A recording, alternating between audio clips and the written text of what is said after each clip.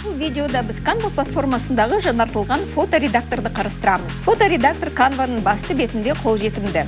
Біз үш негізгі жаңалықты қарастырамыз. Автоматты таңдау, фон генераторы және перспектива түзету құралы. Автоматты таңдау бір рет басу немесе қылқалам көмегімен суреттегі нақты аймақты таңдауға мүмкіндік береді. Таңдалған аймақпен сіз тек осы аймақтың жарықтығын, контрастын, көлеңкесін реттей аласыз. Және сиқырлы студия құралдарын қолдана аласыз. Олардың ішінде фонды жою, фон генератор, сиқырлы өшіргіш, тағы басқалары. Екінші жаңалық сипаттамаңызға сәйкес фон генераторы. Canva 4 фон нұсқасын ұсынады. Сондай-ақ объект пен жаңа фон арасындағы жарықты теңестіру үшін жарық баптауларын реттеуге болады. Үшінші жаңалық перспектива түзету құралы. Ол қию қойындысында орналасқан. Бұл құрал суретті тік және көлденең бағытта түзетуге мүмкіндік береді. Өңделген суреттерді құрылғыға жүктеп алуға болады.